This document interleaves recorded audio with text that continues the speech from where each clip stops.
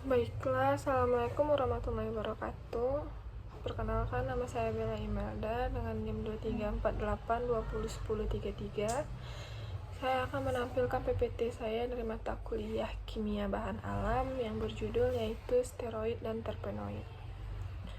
Baiklah, kita masuk pada yang pertama yaitu steroid, di mana steroid adalah senyawa organik dengan kerangka siklopentano perhidrofenantren atau sering juga disebut dengan 4 cincin yang menjadi dasar bagi hormon, sterol, asam empedu, dan saponin.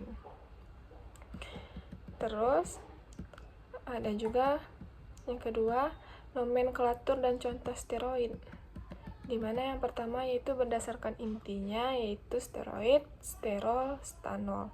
Terus ada juga berdasarkan substituennya yaitu angka posisi ditambah nama gugus. Terus ada juga yang ketiga yaitu contoh senyawanya seperti kolesterol, progesteron, testosteron, kortisol, estradiol, digoksin, dan diosgenin. Terus ada juga sifat fisikokimia steroid. Yang pertama yaitu hidrofobik atau tolak air cenderung dalam lemak. Terus yang kedua yaitu stabil panas, di mana steroid tidak mudah terurai pada suhu tinggi. Terus larut-pelarut organik, misalnya heksan atau kloroform. Terus titik leleh tinggi, ini membutuhkan energi besar untuk melelehkannya. Terus yang terakhir yaitu struktur kaku, memiliki 4 cincin yang menyatu.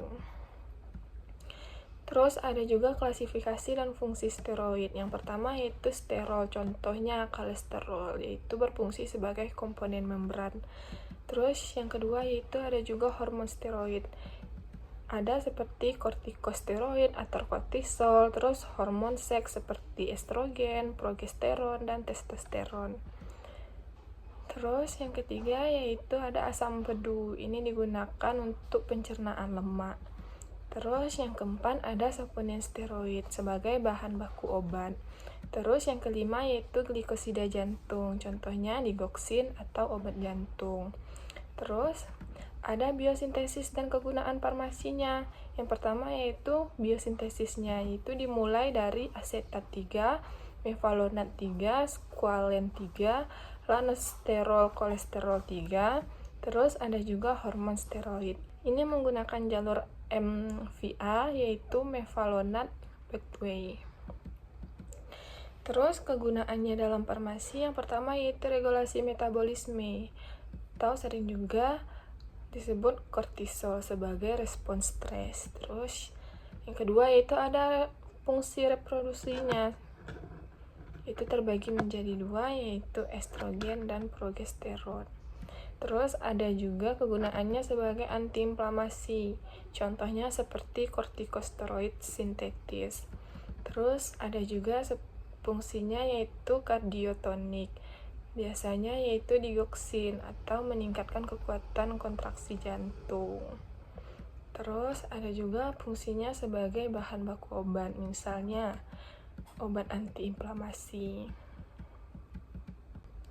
Terus ada identifikasi dan analisis struktur steroidnya. Yang pertama yaitu ada reaksi kimia dan isolasi. Ada reaksi menurut Lieberman-Burkhardt yaitu seperti sterol atau hijau sampai biru. Terus ada juga reaksinya menurut Salkowski yaitu cincin merah. Dan ada juga isolasinya seperti ekstraksi pelarut nonpolar, saponifikasi, dan kromatografi. Terus ada metode analisisnya. Yang pertama yaitu metode menggunakan TLC atau HPLC, yakni metode pemisahan dan identifikasi. Terus ada juga metode GCMC, ini biasanya untuk sterol volatil.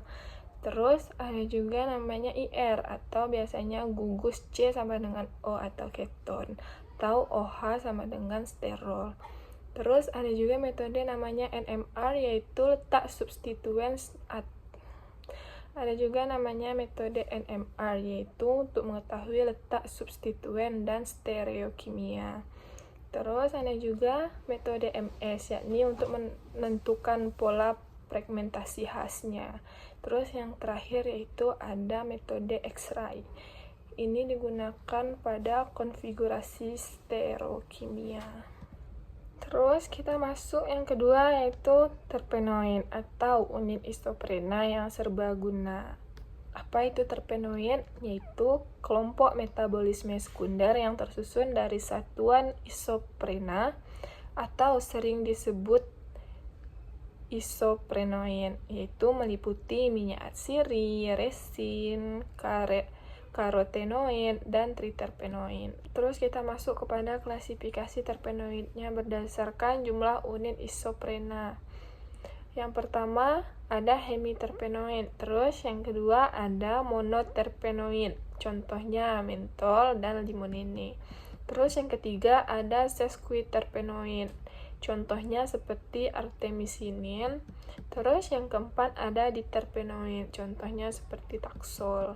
Terus ada juga yang kelima yaitu triterpenoid, contohnya seperti ginsenosida. Terus yang terakhir ada tetraterpenoid, contohnya bata dan karoten. Baiklah, kita masuk pada kegunaan biosintesis dan analisis terpenoid. Yang pertama yaitu ada kegunaan terpenoid, yaitu sebagai antiinflamasi, antimikroba, anti kanker atau taksol, terus antioksidan atau karotenoid, terus ada juga sebagai aromaterapi dan imunomodulator.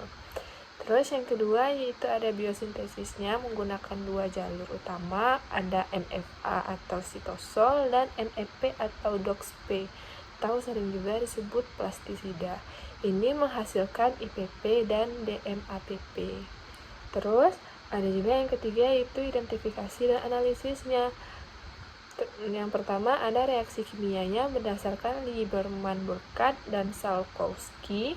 Terus kalau kromatografinya menggunakan TLC, GCMS, dan HPLC.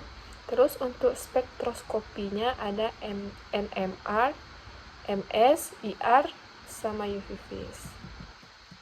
Baiklah, itulah materi saya mengenai steroid dan terpenoid.